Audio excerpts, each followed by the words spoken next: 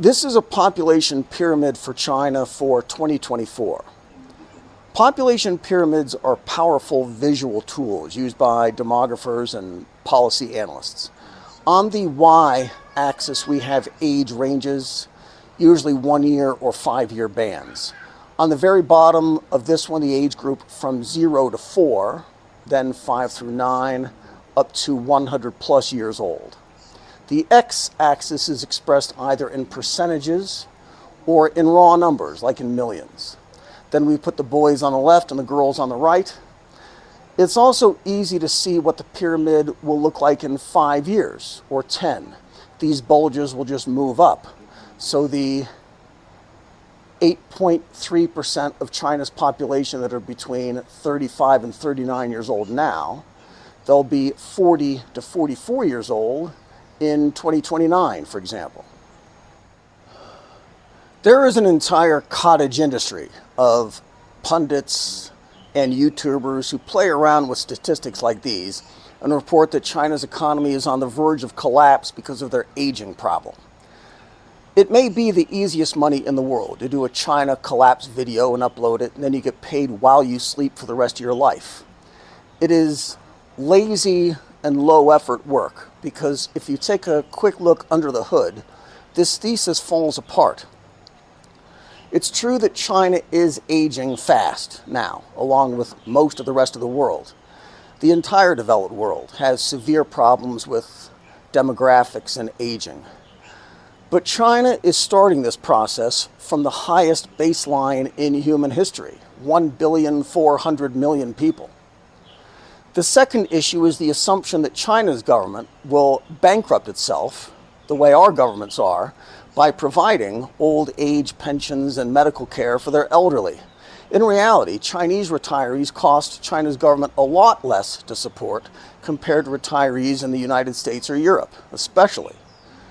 The cost of living in China is less than a fifth what a comparable lifestyle costs in the United States, for example. And don't get me started again on how much medicine and medical care costs in Europe and the United States compared to here. The newest drugs and treatments literally cost 100 times more in the United States compared to China. To the first point, here are the population pyramids of China and the United States. They look about the same when we compare percentages of populations. But let's change the x-axis to population in millions, and it's a completely different story. These data are from 2020. Looking just at the bottom row, in 2020, the United States had about 11 million boys aged newborn through 4 years old. In China, there were 45 million boys, over 4 times as many. American girls, just under 10 million. In China, just under 40 million. So right now, China's got 85 million kids under the age of 5, while the United States has 21 million. 15 years from now, China will have 4 times as many kids graduating high school and heading off to college. 25 years from now, 4 times as many young people being married, having families of their own, just from that sliver of their population pyramid. Let's look now at populations under 40 years of age. This is the most dynamic age group economically. They're young people growing up and starting careers and businesses and families and moving up into middle management roles.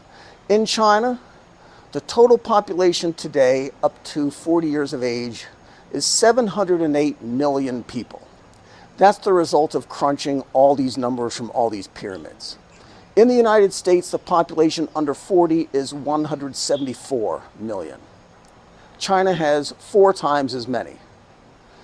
This analysis is by Noah Smith, who did take the time and who did do the work, God bless him, and concludes that China is actually in much better shape than anyone thinks. China's current working generation is smaller than previous recent generations in China, but the next one that's coming is bigger. China's population pyramid is starting to bulge out again under the age of 15. This is the population pyramid for the European Union. Their total under age 40 is 209 million. Going to Canada, 19.3 million.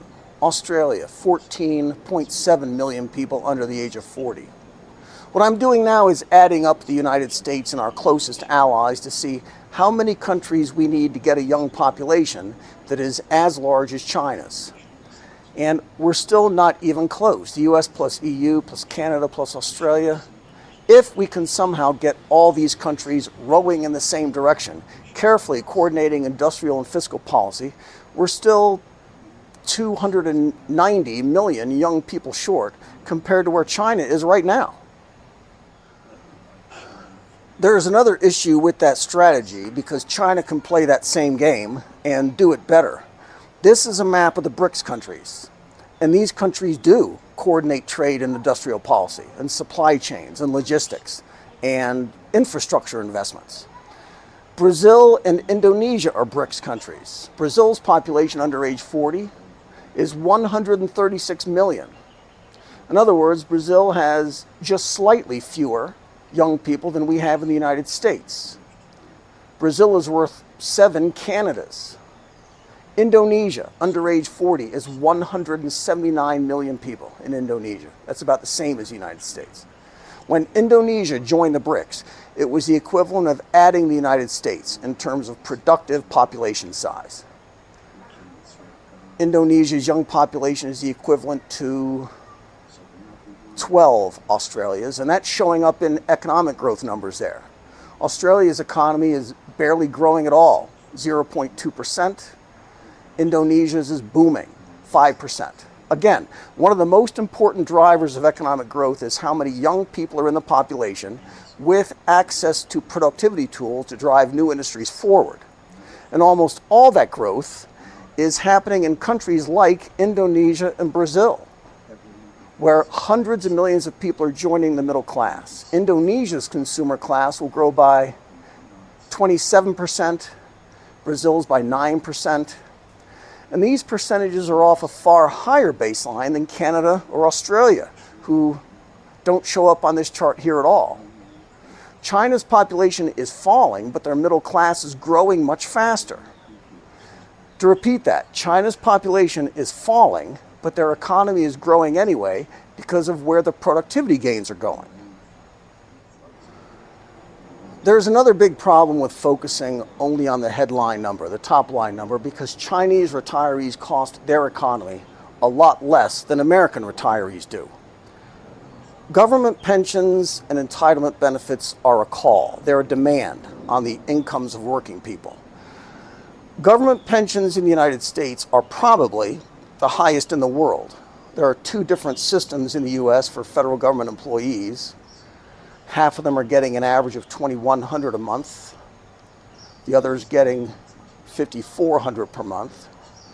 Our government retirees are also eligible for Social Security benefits and Medicare coverage, and the average entitlement benefit there is over $38,000 per year.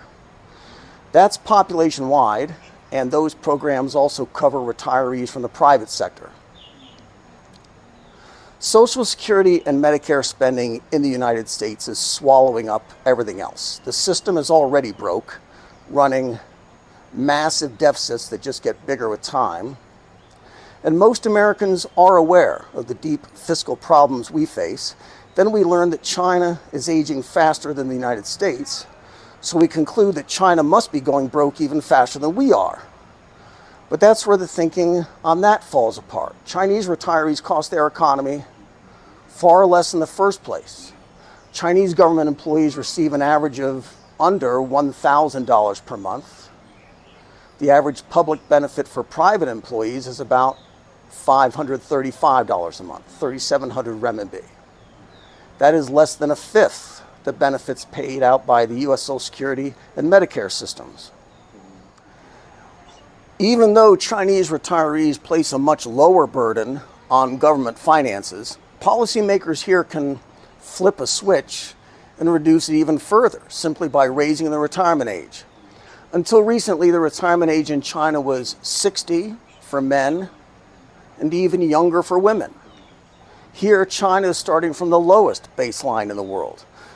Push those age limits up, and a lot of the fiscal problems go away. And that's just what they're doing.